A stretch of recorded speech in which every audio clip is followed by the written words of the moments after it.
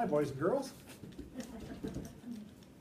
Any questions that anybody has before we get started tonight? Chapters 12 and 13 tonight, I hope. That's what I'm ready for anyway. And so we're going to talk a little bit about transfer of title and title records, and this becomes a pretty important area of knowledge for the state exam and for the final exam. For practice, a little less so, although there is some pretty good basic information, in here that applies across the board. So if nobody has any questions, then we'll get going.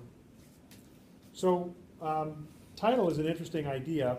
We don't have, as they put on the slide here, we don't have a single piece of paper to represent this. It's not like it with your car title, where with your car title, you've got that piece of paper that you can take to the bank, or you can take to CarMax and get a bid, or say, proof, I'm the owner, here's the title. There is no such single piece of paper like that. So instead what we have to do is we have to string together some documents. We have to string together something like a deed and then the public record and do some searches in order to be able to prove who actually owns property. So it's a little bit complicated in that regard. That's something you have to think about. It's more of a procedure. So two basic things to think about here in terms of transferring property. I think it's at the end of chapter 11, and I never remember to mention this. It talks about transfer of personal property by way of a bill of sale. Well, now we're talking about transfer of real property, and that's by way of a deed. It can be transferred via a will. That's common for a bequested property to come that way. But normally we're talking about using a deed. So a deed transfers not only title, it transfers all of the rights that go along with it, subject to any exceptions that would be on the face of the deed. Right? So that's the basic idea. And so it's the land, the rights, and it serves as evidence, but not the best evidence. A deed by itself, as we'll look at in chapter 13, is not the best evidence of or proof of ownership. All right, so when we're talking about transferring with a deed, we're talking about a voluntary alienation. Alienation is a term that will come up several times tonight, and then it comes up again in finance. It's this idea of separating yourself from the property. Right? Alienation means separation. If you feel alienated from friends and family, it means you don't feel close to them. Well, alienation in real estate is that separation from the property. So you can give it away or you can sell it. Right? Those would be typical examples of what you're going to do in terms of an alienation. These terms, grantor and grantee, are terms that you need to know because test language and the conversational language, even for tonight, will be couched in the idea of, well, who's the grantor and who's the grantee. So although technically this is incorrect, it's close enough for this course and for everything you need for state licensing. They are not really, a grantor and seller are not really completely synonymous, but if you think of the grantor as the seller, that will get you through the test questions or problems. And if you think of the grantee as the buyer, that will make sense. In a case where you have a seller, they will be the grantor, and when you have a buyer, they will be the grantee. But a grantor doesn't have to be selling it. They could also be a donor. They could, they could be giving the property away, or whatever. Right? So we talked about, or I used those terms probably earlier when we talked about life estates, but that's the basic idea. So the more universal term for the person who makes the grant of conveyance, conveying the property from themselves, alienating themselves from the property, is the grantor. The recipient of that is the grantee. In practice, I doubt you think much of those terms. You'll talk in terms of buyer, seller, that sort of thing. All right, similar to what we talked about in the last chapter when we talked about contracts, in order for a deed to be valid, there are a certain number of elements that must exist. And the requirements are very similar on some level, and then they're a little bit different just because a deed is different than a contract. So kind of the list of elements here that have to be there in some fashion are on this list, and we'll go over them in some detail here in just a minute. So there has to be a grantor or grantors, right? Somebody is making that grant of conveyance. There has to be a grantee, and we'll see it has to be named with reasonable consideration, or with reasonable certainty, excuse me. There has to be consideration, just like with a contract, something of value between the parties. A granting clause that makes it clear not only that the property was conveyed, but specifically what warranties and guarantees are being made along with the conveyance. The legal description, this is finally the first time where we need a Chapter 9 quality legal description. So when you listed the property for sale, the property address and a parcel number, which is public record, that will be good enough. When you write up the sales contract, like we talked about in Chapter 11, the street address and parcel number is good enough. When it comes to an actual conveyance, we need to make sure we know exactly what property is being conveyed. So now we need a proper legal description in order to make that valid. Exceptions or reservations, and I've got some sample deeds here with me tonight that we'll look at, so you'll see that there are exceptions or reservations in most deeds that you'll look at. The grantors are the only ones who sign the deed. Their signatures have to be there, and then we'll talk about this idea of acknowledgement and then delivery and acceptance, which is the point at which title actually transfers. So we'll take a look at those in a little more detail. So just like with contracts, the grantors must be of legal capacity, sound mind, etc. Of course, we know that means they must be how old? 18. And an appropriate mental state, sober, etc. So all of those things we talked about in contracts apply here as well.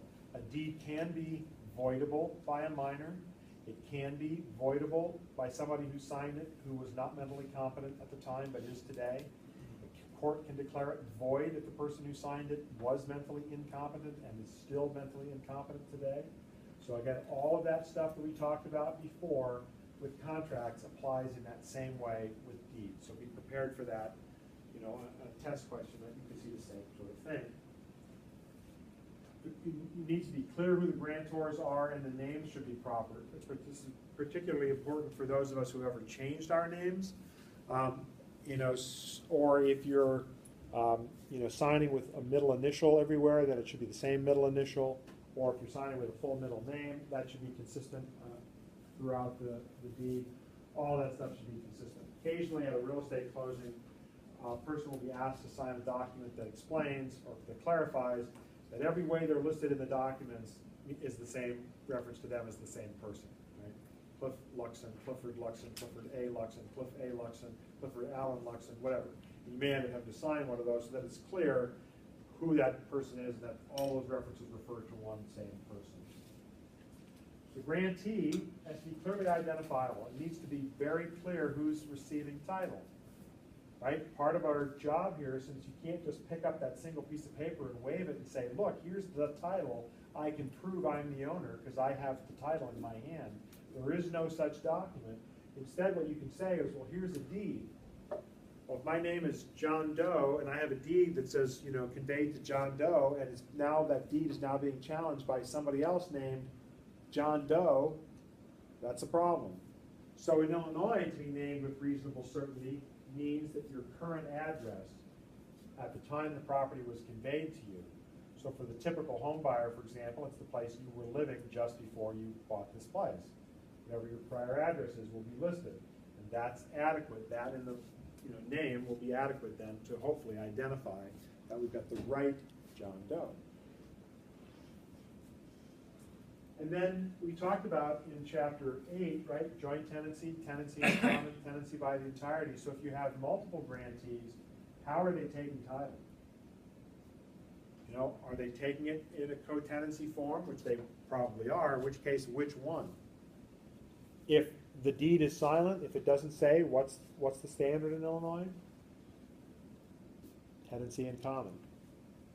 So if you want joint tenancy, or if you're a married couple and you want tenancy by the entirety, the deed must specify that, and we'll look at some examples on these deeds where it clearly states in several cases on the deed how that works.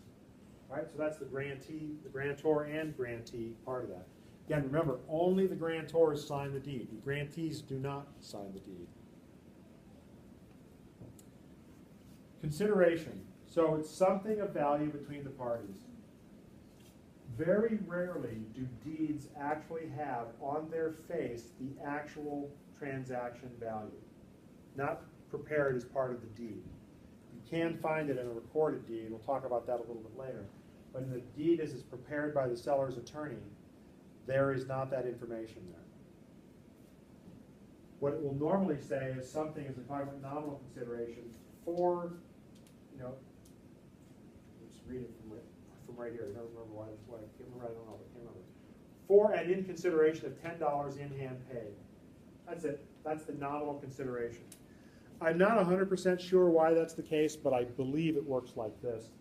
If there were a change at the closing table where the seller had to offer a credit to the buyer, or all of a sudden the seller's going to do something for the buyer and the price has to go up and be adjusted slightly, you would not want to have to re-prepare the deed. The deed was prepared in advance. It's been checked. You don't want to have one letter wrong in the legal description. So to change a deed at the speed at which things move at a closing table is a bit dangerous. So better that the deed just is sort of silent to the actual consideration, meets the legal consideration, and then if the purchase price changes nominally at the closing table, the deed remains unaffected. It meets the legal requirements, and you can just handle the dollar amounts on the closing statement. The textbook lays out all these various sorts of granting clauses.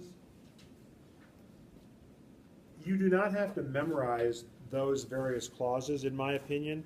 I suppose it is possible at the state exam that you are asked, if a deed says remise, release, alienate, and convey, what kind of deed is it? I suppose that could be there. That's a meaningless question because we're not attorneys.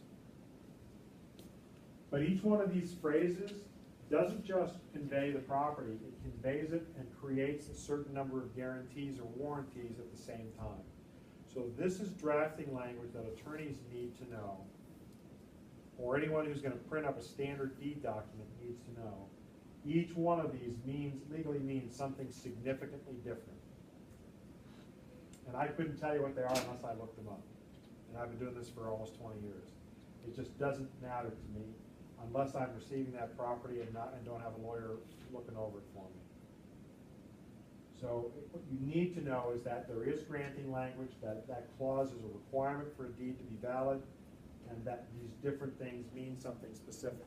And just like with contracts, it doesn't matter what it says at the top of the form.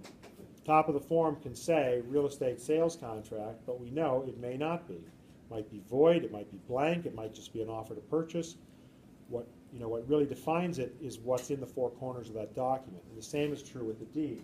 The deed may say it's a general warranty deed on the top because that's a standard form. But if that has been changed to this language or to this language, we don't have a general warranty deed anymore. We now have a lesser warranty deed of some form. It's this granting language that will specifically determine what warranties and guarantees are provided, not a phrase at the top of an otherwise sometimes blank form. We'll look at a couple of legal descriptions in the sample deeds that I'll pass out here in just a little bit. There is no deed in Illinois that will not have some kind of exception or reservation on it as far as I know. So what's the one exception that's always going to be on there? The real estate taxes, right? Because no matter who you are, you're always purchasing the property subject to that prior existing real estate tax lien. Even though the taxes are current, that prior existing lien remains there legally so that it's always in first place. You cannot escape the king's position. So that will always be an exception or reservation. Then in today's modern subdivision kind of world where you have CC&Rs, the conditions, covenants, and restrictions, those will say something like conditions, covenants, and restrictions of record. In other words, whatever's in the public record, vis-a-vis the Chapter 13 stuff we'll look at. The deed will also be subject to those things. You can't, buy the property and not get whatever runs with the land. The real estate tax lien runs with the land. The CC&Rs run with the land. Any other easements or anything else of record or any other encumbrances that are known or that are knowable via the public record, you're also going to take title subject to those. These things will all or need to all be listed on the face of the deed. So the grantee knows what they're getting. Even though it's in the public record and they should already know, this is the final place at which it is disclosed. And as I mentioned, the grantors are the only ones who sign the deed. And then we talked briefly before about waiving homestead rights. So this may be where one of the parties who's not on title signs that deed anyway. or where they just sign a waiver of homestead rights at the closing, depending upon what the attorneys want to do or require at that point in time.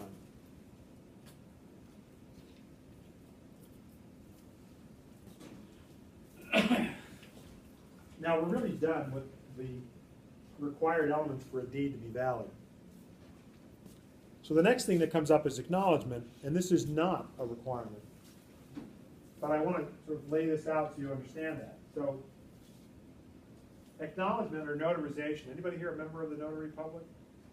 Okay, so you have the. So as a notary, you post a bond, right, and then you are basically authorized to witness other people's signatures. You have a stamp, and somebody comes before you, and there's a kind of a pre-printed standard thing that says, "I swear that so and so, appeared before me," and you ask them for a photo ID that's current, and you look at their signature and you look at their ID, and then they sign, and you're basically a neutral third party who is swearing under the penalty of the loss of this bond that this is the true person appeared to you and signed this document. That is not required on a deed in Illinois for it to be valid. However, you will see very few, if any, conveyances where this is not done. So as you're looking at Chapter 13 and the public record, and you're looking at the fact that there are a set of laws and rules, really more appropriately rules, instituted by the various county recorders of deeds or county clerk offices around Illinois, where they require documents to have certain features before they will voluntarily record them, notarization is one of them. So it's the rule of recorders of deeds and county clerk's offices in Illinois that says, here's the deal. We know that if this deed is ever a part of any litigation, it will make better evidence if it has been notarized.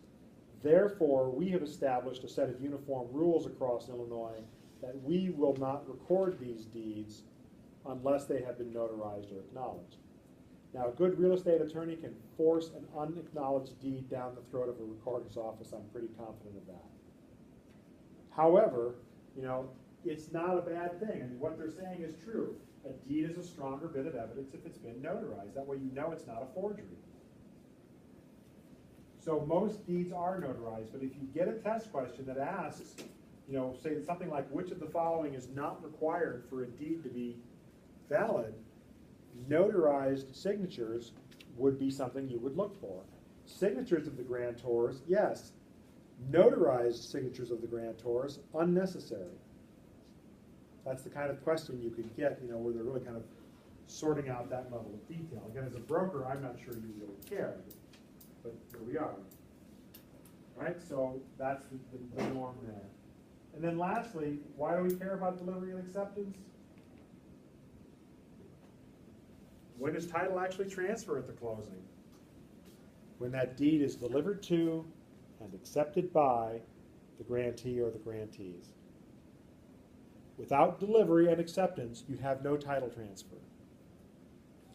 So if I prepare a deed right now to Kate for some piece of property that I own, and I take it up and you all witness this, and I put it in my office drawer upstairs, right?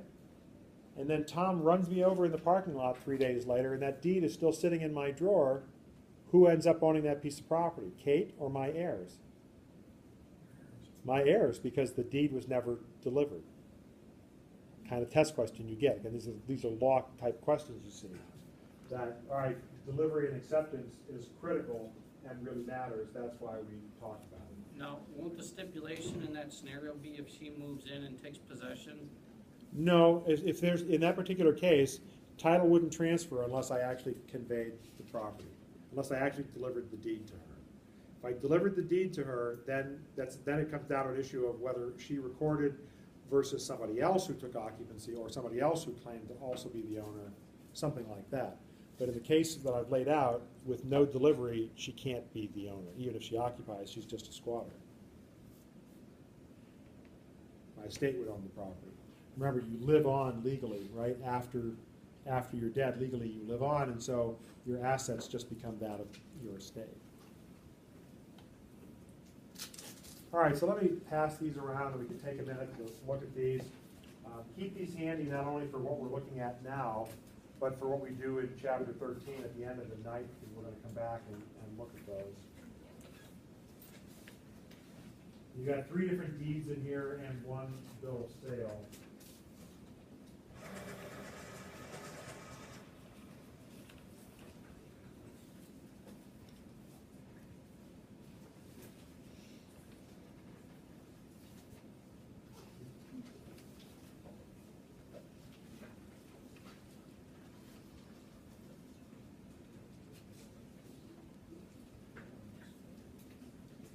So if you look at this first one that says warranty deed in the upper left-hand corner, it doesn't really say what kind of warranty deed. It doesn't say general warranty deed here. It just says warranty deed.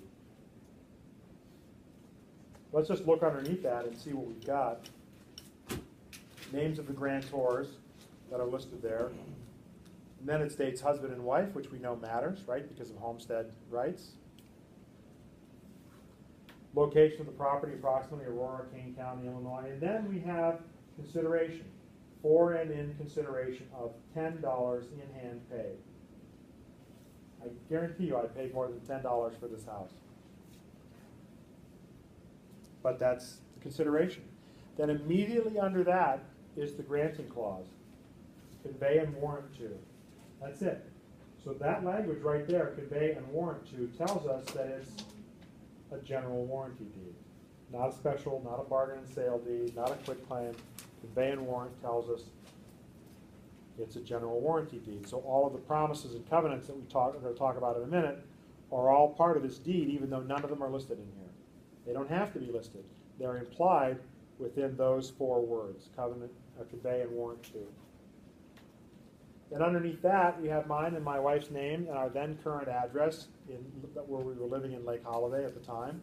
So there we are, the grantees named with reasonable certainty. Underneath that, tells how we're taking the title. As husband and wife, not as joint tenants or tenants in common, but as tenants by the entirety. It makes that statement on the face of this deed 3 separate times. Then below that, where the font, the typeface changes a little bit, where it starts off Lot 7 in Velena, what is that? Property description? Yeah, that's the legal description, right? That has all the same component parts as my current house that we looked at that on the survey. It's got the subdivision name, the lot number, the block, that part of it, then it goes into the rectangular survey, and then at the end it lists the document number in the Kane County records. So if you wanted to go look at this, you go to Kane County and you say, hey, I want document 2009254. They would find you that book, you could look that up, and then you could find this lot in that subdivision. You'd be able to see exactly within that subdivision where this property was. Then underneath that legal description, we have the exceptions and reservations. Subject to the real estate taxes for 1994 and subsequent years, and subject to the CC&R and easements of record. No easements are attached to this. No CC&Rs are attached to this. They're just referenced. They're in the public record, so as the buyer, I knew or should have known. That's all the notice I get. Go check the public record if you want to know what they are. That's it. So there's our exceptions and reservations. Then underneath that, again, just some additional verbiage. If you notice in the middle of the next paragraph down, in large or in uppercase font, the phrase to have and to hold, this is what the text refers to as a habendum clause. A habendum clause, those of you who are Spanish speakers will recognize, kind of the root of the word haber, right? And so it's basically that idea, to be or to have. And so that idea, is enshrined in here, that the property is ours to have and to hold, but it's, again, not a required element in Illinois. So if the habendum clause is missing in an Illinois deed, it's not a problem. It could be a problem in a different state, but not here. I don't know if you get a state exam question that asks you if habendum clause is a required element. Again, because in some states it would be, here it's not, so in Illinois it's really not that critical. And then again, it specifies as husband and wife and taking it as tenants by the entirety. Maybe it's only twice, but I think it's 3 times. Anyway, it just points out in here that how we're taking title. parcel number is here, that permanent real estate index number, that's the PIN, parcel number. Then the address, and then the signatures of who? The grantors. And if you flip that over to the back side, the next page is also the same deed. And the top half of this is all for what purpose? That's just acknowledgement. That's the notary acknowledging that the grantors were the actual people. Right? Because what would happen if the real sellers showed up a week later and said, hey, whatever happened to that real estate closing of ours? You know, we're expecting to show up and we never heard anything about it, and the money got paid out to some other people who were just fraudsters or whatever. I mean, that kind of thing can happen. That's the whole idea of requiring notarization, to verify that the actual owners of the property signed this and conveyed away all of their interest, title, and rights. And then the bottom part of this is just the place where the tax bill gets sent. Informational stuff. Right? So again, you know, only signatures that of the grantors. So what happens in a situation like you just presented where a fraud was committed? Well, if there is fraud, you hope you had title insurance, because those are the number one claims for title insurance. We're a little ahead of ourselves, but that's okay. We're covering this tonight anyway. Are things like fraud, incorrect marital statements, forgery, or other kinds of encumbrances that were undertaken at the last minute, mechanics liens, utility liens, bills that they thought were paid but weren't at the last minute. So would that title insurance make sure that the people that were the real owners get paid? Yeah, the title policy would be, it would be up to them. If the title insurance company manages the whole thing and title insurance was paid, the title company might be on the hook for that. One of the reasons why everybody brings photo ID, current photo ID to the closing. Buyers, sellers, everybody. And that everything at the closing is done in cash or cash equivalent. There's an error in the tenancy, you know, that's misphrased, and there's like a lawsuit down the road, and somebody comes to take the house, and the buyer didn't understand what that meant, and just signed. I'm not sure. Know that Yeah. tenancy entirety is what they really wanted to have. I think normally, I mean, keeping in mind who's preparing the deed. So if the buyer has an attorney, and that attorney gives the wrong instructions to the seller's attorney who's going to draft the deed, you might have a malpractice case against the buyer's attorney. Okay, so it wouldn't be. Right, but if the buyers have no legal representation, and the seller's attorney, you know, reaches out to their agent and says, how do they want to take title, or can't reach anybody, or just makes the determination, I'm just going to make it joint tenants, and the buyers don't object, I'm not sure what leg they have to stand on. You know, because they had the opportunity to have legal advice and chose not to. Yeah. And again, as an agent, even if they ask you at the closing, you got to be very careful not to answer questions that would, you know, say you want something. But that deed's prepared a few days in advance, right? You know, once you know the closing is scheduled, all the contingency has been met, the survey's been ordered, and you're just now, you know, winding down to the end, then it's time for the paralegal or the secretary or somebody to sit down and type up the deed. No sense in doing it beforehand, right? Because you might be typing up a bunch of deeds that you never actually deal with. So you do that towards the end, and by then, you know, you should have gotten some kind of instructions from the buyers as to how they want to take title. Absent direction, it'll be whatever's in the contract. If there's nothing, maybe the default again is tenancy in common, because they were given the attorney was given no instruction. Ethically, I don't know that the seller's attorney has any obligation to reach out to the buyers to ask, how do you want to take title? Again, my thinking as a buyer's agent is always, you really should have legal counsel, and this is yet another reason why. There's nobody else to advise them how they should hold title unless they talk to an attorney. But in that case, I don't think the title company would be responsible, unless the title company does all the legal work. If the seller doesn't have an attorney and they hire the title company to do their legal work, I suppose, maybe, but even then, I don't think that would get covered under title insurance. It would be more of a, you know, different kind of legal issue. And I think the title company would require that buyer and seller at the closing to sign a disclosure that they recognized if the title company is not providing them legal services, that they're not giving them advice or counsel. So you're probably stuck in the case you're describing. Sticking with this same transaction, flip that all the way over to the other side where there's on the whole package over where there's a bill of sale. Same transaction as that 95 purchase of the house bought on Trask and Aurora. This is a bill of sale for the exact same property.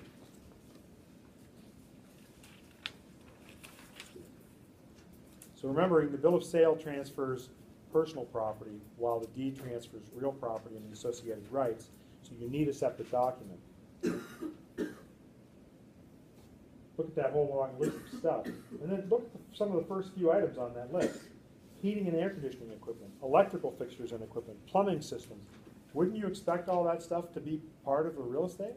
Yes. So why list it here? Better to have it listed twice. You can't get in trouble for conveying the same thing to somebody 2 times, right? I mean, if some of those fixtures were already conveyed by the deed, what harm is there to restate it in the bill of sale? The risk is to not cover something in one that isn't covered in the other, and now there's some confusion, or worse yet. The bill of sale is my evidence as the buyer that these things belong to me. Things more important that are harder to tell, like the backyard swing set or the upright freezer that was in the garage. Otherwise, how do I prove it's mine? So that's what the bill of sale does. Anything that might be construed as personal property should be listed here. And the blueprint for this is probably the face of that standard contract. Whatever that front sheet is of the standard sales contract you looked at in Chapter 11, that lists all kinds of different equipment and fixtures and things that would be checked. All that stuff goes on here, goes on this list. So again, it's really important that you get all those things right on the sales contract as an agent, because this is where they're going to show up. And again, this is signed by who? Only the sellers. And it's notarized in very simple fashion, just to prove that they actually signed away their rights to that personal property as well. Again, common test questions. Personal property is conveyed with a bill of sale. Real property is typically conveyed with a deed. Now, could a bill of sale just be simply something written on a piece of paper with saying I sell this TV? That's all that is, really. Same thing, just a single piece of paper. It's just an attorney drafted form, standard form of the title insurance company that they have, that they had 20 years ago, that they were confident covered things. But you can do it. You know, you can draw up your own bill of sale when you sell your car, grab something lame off the internet, whatever. It should suffice. This bill of sale is usually prepared by the seller's attorney as well, off the same contract that they prepared the deed.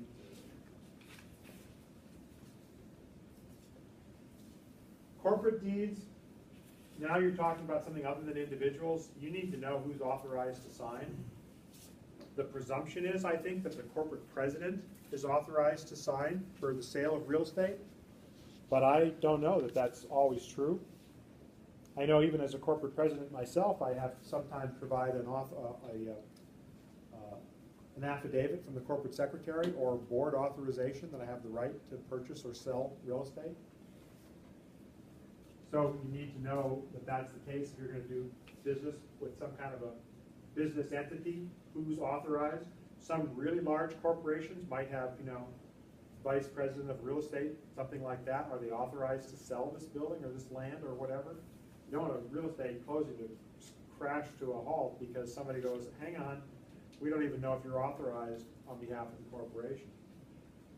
You know, what do the bylaws say? Is there a board resolution? Again, whatever, that kind of thing that you'd want to know that if you're going to be dealing in that sort of situation. So that is important to know for practice if you're going to deal in that area.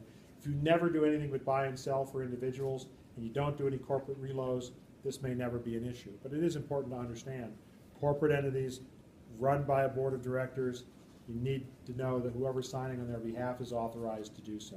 No differently than a seller or buyer who's working under a power of attorney, that they're not there and somebody else is authorized to sign them. You'd want to know, sign for them, you'd want to know that that power of attorney passes muster. All right, so the different types of deeds we're talking about here this evening, and again, each one means something slightly different. This is just a list straight out of the book. The general warranty deed, which we've just seen a sample of. Special warranty deed, bargain and sale deed, quitclaim deed. These first four are kind of a hierarchy from the top down. The general warranty deed offering the greatest number of protections and guarantees or warranties from the seller.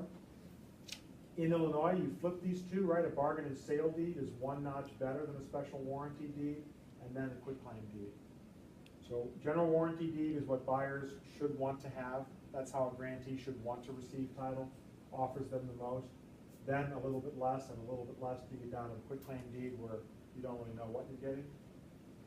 And then a deed and trust, a trustee's deed, and a reconveyance deed. These three all go together with conveyances in and out of trust. We'll talk about those together.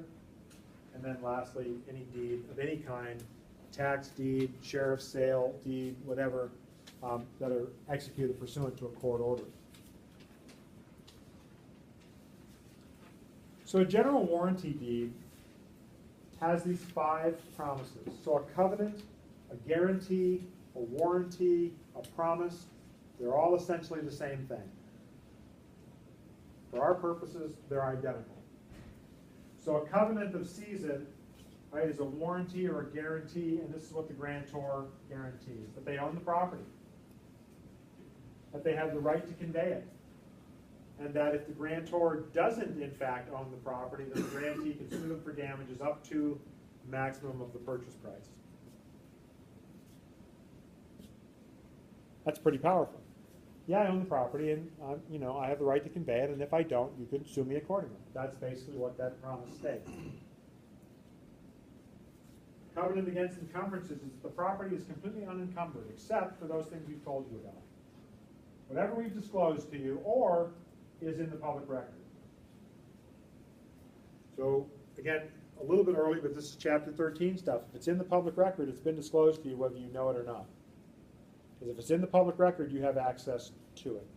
Whether you choose to access that information or not is a different issue. But it's there and available to you. So the covenant against encumbrances, same thing. It's unencumbered unless we've told you about it directly, meaning actual notice, or constructively via the public record. And if there are any encumbrances we haven't disclosed, for whatever reason, again, you can sue us for the damages or the cost to have them removed. Pretty powerful, strong set of promises. Quiet enjoyment. This is that enjoyment we talked about in chapter 2 and then again in chapter 7 when we talked about the bundle of legal rights. This idea of quiet enjoyment where that's your property and somebody else is not going to come take it away. You're avoiding the noise of litigation as it relates to the title. Quiet title is what you want. It's peaceful. It's yours.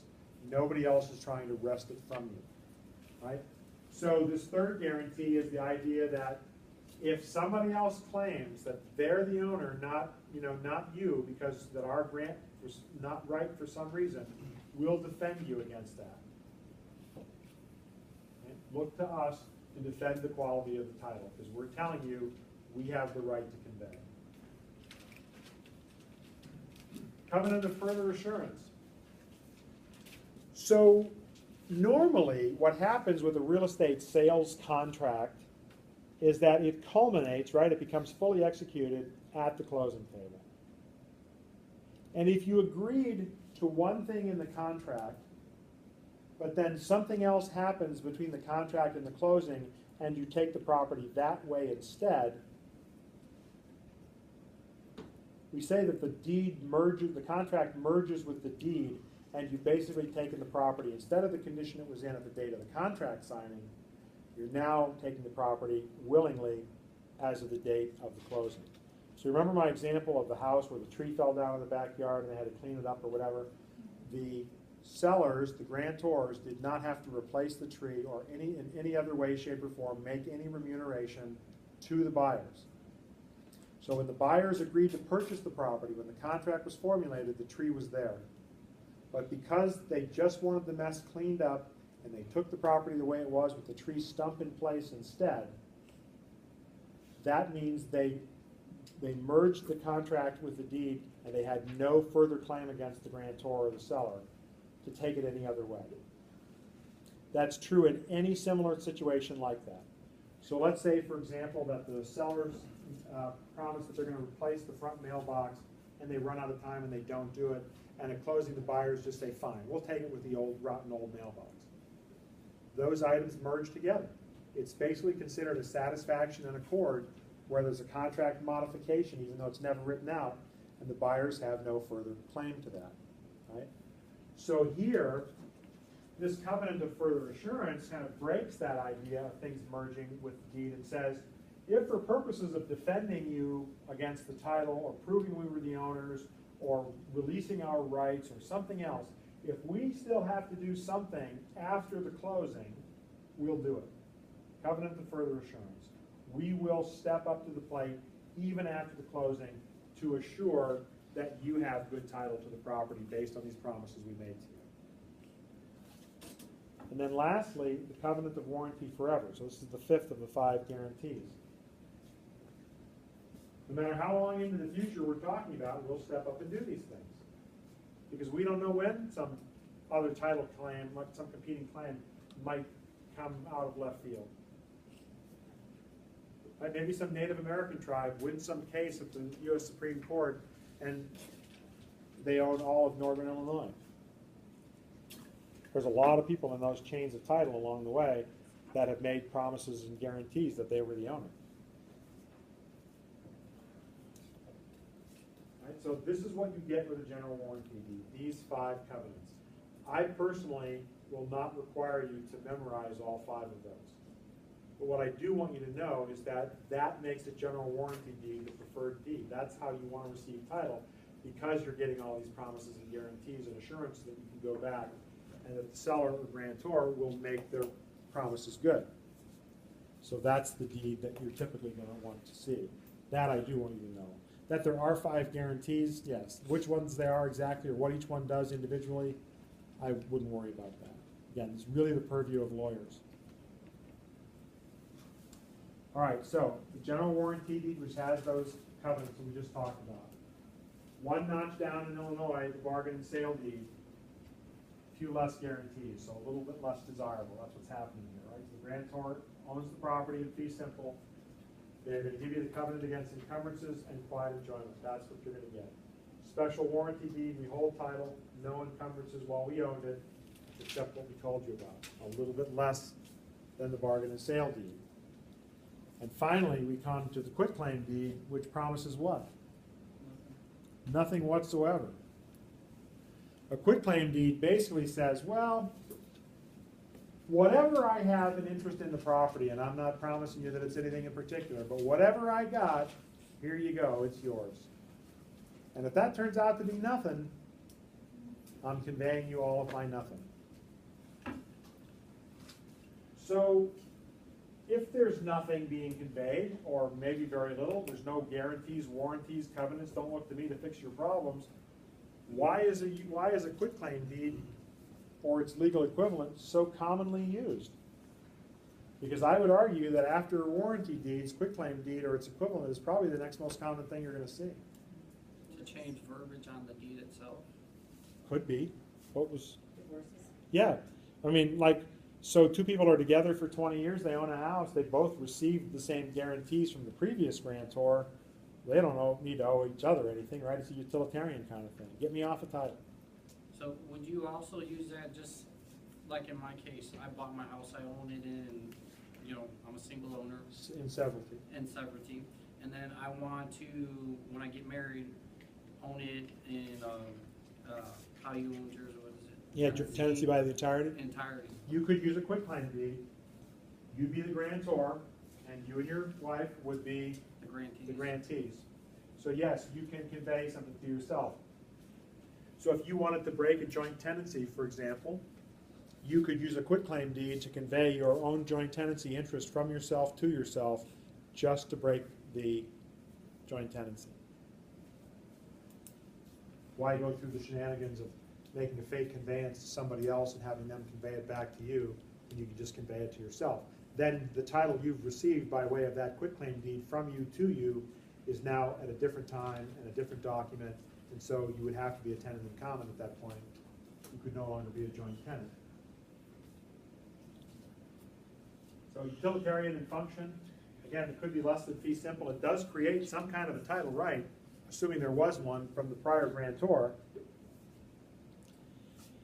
And like I've been saying last night and last time we were together and again tonight, it doesn't matter what the document is called, it matters what it says legally, in terms of what it does or says.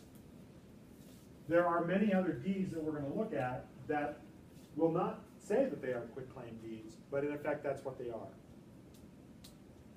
So when we look at the next deed in the package in a few minutes, it's really a trustee's deed or a deed in trust, but it will use the quitclaim granting language. So it's the legal equivalent of a quitclaim deed, even though it will not call itself a quitclaim deed. I think the same is true with court-ordered deeds. You're not going to get guarantees or warranties from the court. You're not going to sue Kane County when you buy a property at a foreclosure sale auction because they didn't give you good title or something. They're not going to make those kinds of guarantees, even though it's a court-ordered deed, or a tax deed or a foreclosure-type deed. It's going to be the legal equivalent of a quitclaim deed. But it's used quite a bit. The best example I can give you of a major transaction with a quitclaim deed kind of goes back in time a little bit. So let me give you a quick history lesson to give you a sense about how this kind of thing can make sense. So think back to the 19th century and think about the high-tech industry that started in England in the 1830s, came to the United States around 1840s, maybe 1850s, and literally by the middle of the 19th century was pushing its way across the continent. And the whole idea was to use this high-tech industry to move stuff from the east mostly to the west. What industry am I talking about? The railroads. This was huge, right? Being able to connect the country, etc. So when railroads were moving far west, one of the things that they needed was land. They got a lot of major land grants from the federal government that had all this land, that they claimed to own. And so they would make these conveyances from the government to the railroads because they wanted the railroads to own, not only own the track, but oftentimes land alongside of it in many places. In other cases, the railroads had to get grants from existing property owners because the federal government didn't own the land. And they didn't really care whether they got a lease, a right-of-way, a use agreement, bought the property fee simple. They didn't care. The whole thing was just lay track, right? They just wanted to develop the infrastructure and be able to connect the major cities as they were developing. Now, fast forward to the 20th century and you start having air traffic, you have truck freight, you have canals, and you have barges, and you have all sorts of ways to move freight. And by the end of the 20th century, you have tremendous consolidation in the railroad business. What do we have left today? Like 8 major railroads in North America, something like that. And if you included Canadian National Railway, Union Pacific, Burlington Northern, CSX, Norfolk Southern, that's probably 80% of the track in North America, just between those 5 or 6 entities right there. Do you suppose they have any idea what right they have to that land? Do you suppose they have the records from the railroad that existed before the railroad that existed before the railroad that existed that got that track in 1850? No idea. And what has happened to much of the old, now abandoned railroad rights of way? What do we use it for? Utility lines? Could be some utility lines. It's a great place to run cable, all kinds of things, but also it's bike paths, walking trails. A lot of that's old abandoned railroad right of way or use or whatever. So those properties now, a lot of them are owned by county or park districts or whatever entities. So when the railroads wanted to unload that and the county or state or park district governments wanted to buy them, the railroads had to say, we don't really know what interest we have in the property, but whatever we have, here you go. What's the perfect use? Quitclaim deed. And since the government was what was buying them, they didn't really care. They assumed they would have eminent domain or they'd have a strong position anyway. So they went ahead and consummated that deal. You wouldn't normally expect a large transaction to actually use a quitclaim deed, but in that case, it was the deed of choice because it made sense for that particular scenario. So that's something that happened locally here, according to my former instructor at Wabansi, who was a municipal type attorney and did some real estate stuff and is now, I think, a practicing Kane County judge. So again, that's the basic idea of a quitclaim deed. All right, so shifting from that hierarchy of you really want a general warranty deed and you might end up with a quitclaim deed, and I don't know if you'll see, I don't think I've been involved in a transaction that has a bargain and sale deed or a special warranty deed in between. You could see that, but I just never have. These kinds of deeds are also fairly common, and again, these are the legal equivalent of quitclaim deeds. So a deed in trust is what you use to convey the title into a trust. So when you're the trustor and you're putting your property into a land trust for your own benefit, you would sign a deed in trust. Right, just a technical conveyance, right? You're going to retain the beneficial interest in the property, but you want it to become anonymous because you don't want it in the public record, so you use a deed in trust. Any conveyance of property into a trust is a deed in trust. So think about it. The deed goes into a trust, deed in trust. Now that the trustee has legal title, but no equitable title, right? Equitable title rests with either the trustor or the owner of the beneficial interest. But the legal title is in the hands of the trustee. What does the trustee do when they want to get rid of it? When the direction from the owner of the beneficial interest or the trustor is to convey that property elsewhere, the trustee doesn't want to give any warranties or guarantees or promise. The trustee's been paid $300 a year for the last 10 years. All they want to do is do their basic responsibility to the trust and convey it out. So they use a trustee's deed. No warranties, guarantees, promises, covenants, whatever. And a reconveyance deed is just the idea of, well, I put it in the trust, now I want to convey it back to me. It's really a trustee's deed that conveys back to the trustor. That's really kind of what it's doing. I don't know that you see something on that, but no promises, guarantees, warranties, or covenants would make any sense in cases like that. And lastly, here we have these deeds executed pursuant to a court order, sheriff's sale, for foreclosures, a tax deed. Again, those are all the legal equivalent of a quitclaim deed. All right, any questions about any of those? Before we get into transfer taxes, let's take another look at our deed handouts. Please go to the second one in the package, one that has sort of the Gothic font up in the upper left-hand corner. Looks a little bit like the masthead of the Chicago Tribune. You can read it here. It's a little bit challenging. It says trust to trust conveyance. And then underneath that it says trustee's deed dash deed in trust. So this is two deeds in one.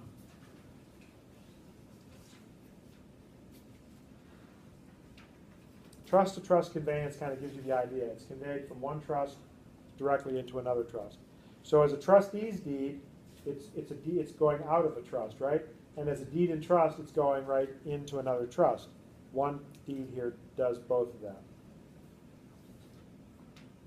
You can find a granting clause in here, which is going to say something like, we talked about before. So here it says, in consideration of the sum of $10 and other good and valuable consideration in hand paid. Then it says, does hereby convey and quitclaim. Sounds like a quitclaim deed, right? Even though it doesn't call itself a quitclaim deed. So that's what I was talking about there. It's the legal equivalent, functional equivalent of a quitclaim deed. Legal description is here. It's a couple of parcel numbers that are mentioned. Now I guarantee you, you really can't make heads or tails of what happened in this transaction based upon this deed. There's no real dollar amount here. So if I asked you, what was the value of this sale, what would you say? I have no idea. That would be the best way to go. And that's a smart answer because this is not a sale at all. This is a real estate developer who owns a piece of property against which there is a loan. That loan is held at Bank A. Bank A serves as the trustee for the land trust. This is common. If you're going to borrow money against property held in a land trust, the lender is going to require that you hold the trust if they do this, provide the service at their bank. So the loan was originally held at Harris Bank. That's the trustee who executed this. The recipient of this, the incoming trust, for whom the deed in trust is in the benefit of, is Old Second Bank. So the real estate developer was moving their loan from Harris to Old Second. And these properties served as collateral for that loan or that line of credit, whichever it might have been at the time. That's all this is for. A real estate development company just wanted to shift their loan. The bank, the new lending bank, Old Second, required that the trust be moved as well, and this is the document you have to do. Just conveying the property from yourself to yourself, in effect. Equitable interest doesn't change in this at all, just legal title. And what does it take? It takes a deed, because it's the conveyance of real property. Even just the conveyance of legal title alone, we need a deed to do it. Okay, make sense to everybody? So again, giving you a little bit of an advanced sign here of what we're looking at.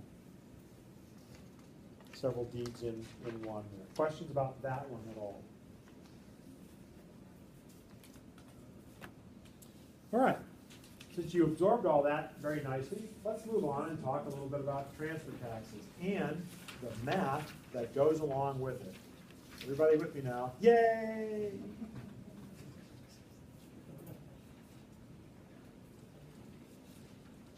So, as you are all probably well aware, our political leaders don't like to raise taxes, so instead they create new ones. And many years ago, rather than raise some existing tax, the idea was generated to create a tax on the transfer of real property, hence a real estate transfer tax. This occurs at 3 levels in Illinois: state, county, and in some cases, municipal. So there is a standard state and county transfer tax that is the same throughout Illinois. And you need to know this rate. You will use this in practice. It is grounds for fodder for test questions here and at the state exam. It's the kind of thing you need to be able to calculate yourself for the purpose of telling a seller how much they're going to net. Remember back to chapters 5 and 6, and we were saying the seller's going to ask, hey, you're going to make this X dollar commission, what am I going to net? Well, the reality is, it isn't just the sales price minus your commission, it's minus all the other closing costs, one of which is this. So when you take Real Estate 105 and we actually do a seller net sheet, one of the things you'll be required to calculate there as part of that process is the transfer taxes. And then this is the kind of thing that every time you do a seller net sheet, for a seller to show them what they're likely to net based upon a given sale, you'll be doing this calculation. So it's 50 cents per $500 of transaction for the state and 25 cents per $500 of transaction for the county. Again, all counties have the same rate as far as I know. So the total is 75 cents per $500 or portion thereof. So if you have a $500 sale, the state's going to get 50 cents and the county's going to get 25.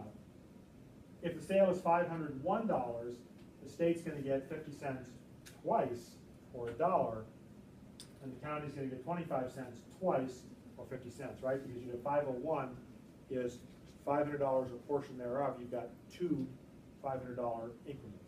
The first whole one and the second portion.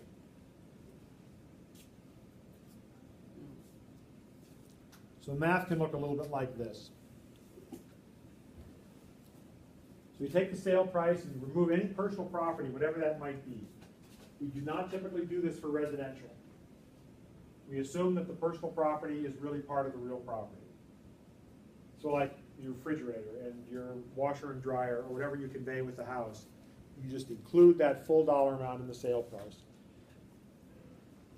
First of all, the dollar amount is negligible.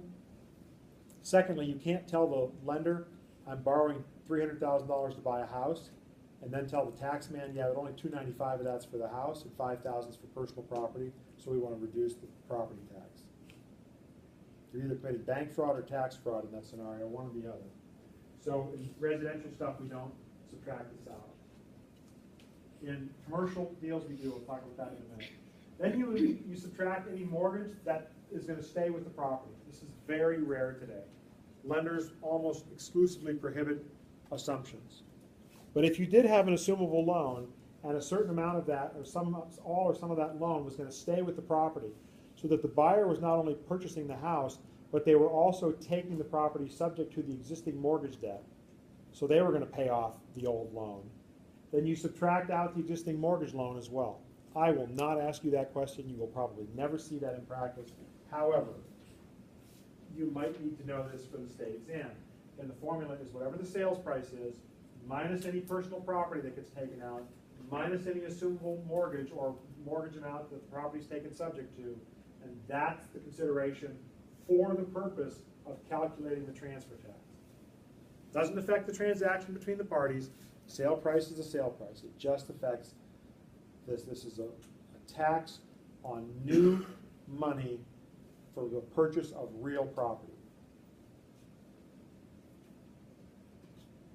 All right, so in commercial and industrial transactions, your personal property could be as much as the real estate or even more. Let's think about a car wash. Think about a car wash that's doing a tremendous amount of business. Let's say that that car wash is worth $3 million. Out of that $3 million, where's the value? Is the value all in the building and in the real estate? Where's some of the value for a car wash business? And the sales. Yeah, first of all, it's the business operation, right? The ongoing, the customer base, the people know who to go there. You know, they love the coupon deals, whatever. There's that. What else? There's value in something other than just the real estate. Yeah, the equipment, right? There's probably $1 million in that $3 million just for all the equipment, all that cool stuff, you know? You drive into the car wash and they squeeze like 30 different colors of ooze onto your car to make it, you know, last forever. So now if you're selling that deal, you know, if that's a $3 million transaction, you want to take out the personal property that is the goodwill of the business. You want to subtract out all the equipment value. This is only a tax on the transfer of real property. That's where this personal property thing comes in. Hotels and motels, besides the goodwill of the business, what do they have a lot of? Beds and sheets and, if they, you know, exactly, all this personal property that you just think of as what you get when you go rent a motel room for the week or whatever. But that's all part of the FF&E, the furniture, fixtures, and equipment that isn't part of the real estate. Back when the economy was completely in the tank in 07 or 08, there were hotel and motel businesses trying to get their real estate tax valuations reduced to 0. Literally, this was their tax appeal strategy. Our hotel used to be worth $5 million, today it's worth $2.5 million. And we can demonstrate that our furniture, fixtures, equipment, and goodwill are worth $2.5 million. Therefore, what's left is the real estate, and it's worthless. How do you determine what's like a permanent fixture of what is personal property? Well, you want to make that determination based upon what's most advantageous to you as the buyer or seller at that moment in time. You fill out a P tax 203, a property tax form, and you'll just list the dollar amount there. But, you know, you would have some kind of letter between the parties that states, here's what you're buying. And that might be part of the package that goes to the lender. So the lender knows that you know, when they're making this loan, it's not just all based on the real estate, it's based upon the enterprise value. And so the lender's okay with that. So, you know, the lender knows what they're loaning the money on, so you just want to, you know, make it advantageous. And maybe the buyer and the seller with a wink and a nod overvalue the personal property and undervalue the real estate.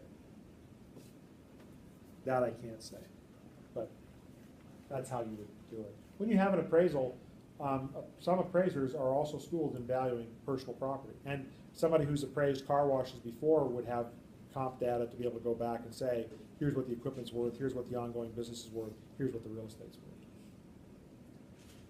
worth. Many of the big accounting firms that audit and do things like that for publicly traded companies have personal property appraisals on staff, and that's part of what they do. They go in to value stuff like that. And you have, you know, vast amounts of equipment manufacturing and other businesses. So real quick math summary here. Based upon our transfer tax rate on the previous slide of 50 cents per 500, $100,000 sale is going to get you $100 in state transfer tax, and that same sale is going to get you $50 in county transfer tax. So let's see what that looks like in math formula.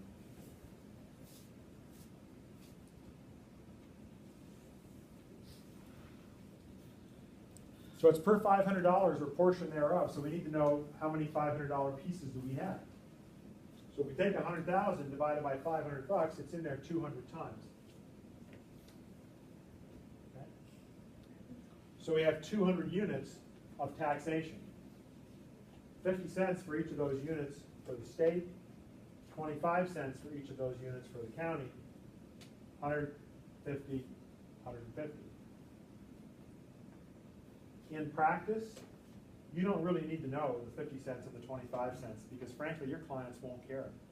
In fact, I think the textbook goes so far as to tell you where the 50 cents goes, how much to affordable housing, how much to whatever. Your clients absolutely will not care. They will only care that they are being taxed on the sale of their house or whatever. They do not care how wonderful the program is that the money is supporting. But you could, in theory, at the state exam, have somebody ask you, again, I think it's a worthless question, but somebody could ask you, you know, what's the breakdown of this? I've never seen a question like that, but it could exist. What you really need to be able to do here for practice and for test questions is to be able to work this out, is to be able to run this math. Right? So again, 100,000, this is the divided by symbol, so it's 100,000 over $500. Dollar symbols cancel out, and you simply have 200 units that need to be taxed, and they're taxed at this rate, 50 cents and 25, or the total of 75 cents. For practice, I always just use the single amount. Nobody ever asked me to break it down for state and for county. There's another way to do this. Well, here's that same way, but showing you what happens if you have an extra dollar.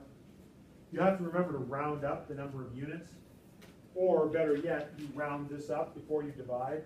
So your answer here would be 200 with a remainder of 1, and or 200 and 1/500.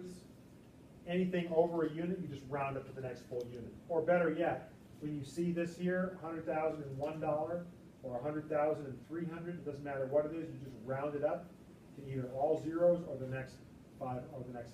So in this case, you could round that up to 100,500 and then divide it to get your even 201 units. Most real estate transactions end in all zeros, but not always. Now, there's another way to do this, and this is how I think of it. Use whatever formula you want. It's entirely up to you. It's math. It works either way, and you should find what's comfortable for you. But I think this way. I just think in these terms. So when somebody asks me, what's my transfer taxes, I take whatever the sale number is and multiply it times 0.15%. I don't care about the per 500 or anything else. Because in practice, I can't be off by more than 75 cents. If I fail to round here, I simply cannot be off by more than 75 cents, right? Because that's how much a unit of $500 is worth, 75 cents. And I absolutely guarantee you that you will never be within 75 cents when you do an estimate, because you're going to be off by thousands on the sale price, too high, too low. You'll tell them their attorney's going to cost $350 and they'll hire one that costs $500. You'll tell them the survey's $400 and they'll get it done for $375. There's stuff all over the place on your net sheet. And so here, if you're off by a little bit, nobody cares. And again, since nobody really cares where the money's going, except that it's going to taxes, I just do it this way. All I've done is take the formulas and convert them to decimals or percentages, and I use it accordingly. This is only there for you if you find this to be easier than the previous way I had it. To me, this is easier.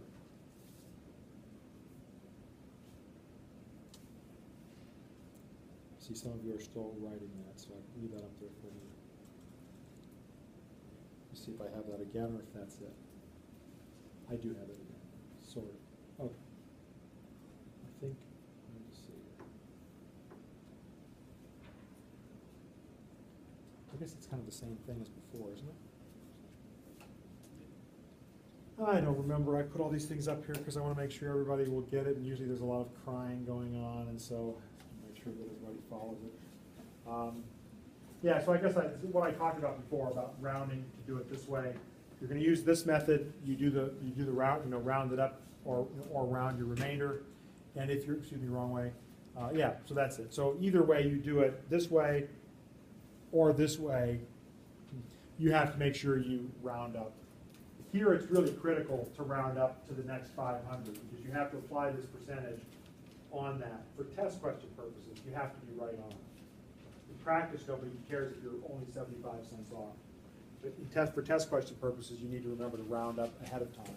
You don't have to round up ahead of time if you use the traditional method because if you do it this way and you get 200 with a remainder of 1, you can round up the answer and know that that's correct as well.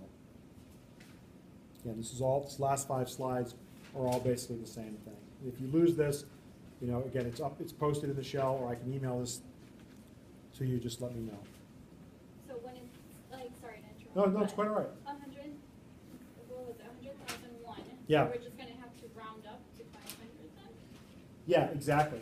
So if it was 100,003, Right, it wouldn't matter, if this number anywhere between 1 and 500 okay, is gonna get you the exact same result here. okay, Because that $500 or portion thereof is still the same 50 cents. so now if it was 700, like 100,700, Right, it then- would be up to 200. Yeah, now you have 202, you have to round it up to 101,000. Does that make sense? Yeah. Okay, other questions about that at all? Just one more. Yes, it's fine. Just quick. No, So it's- you take the full sale price of the house times .15, Type of 0.15%, yes, right. Yep, and that'll get you the same and thing. that's the same thing. Yep, and that's the same thing. And in practice, that's just so much easier. And again, I don't really care. I mean, I remember because I do this, but I swear, nobody cares. You know, how much is gonna go to their county and how much is gonna go to their state. They just know it's not theirs. All right, so, and I can leave that one up. So we'll take a break now. When we come back, we're gonna stay with transfer taxes. We're gonna talk about municipal. So why don't we take a break and be prepared to restart at 8 o'clock, or, yeah, let's just say 8 o'clock. That'll be good. And if you need to still get notes off of these slides, let me know, and I can switch them back to whatever you need to see on break.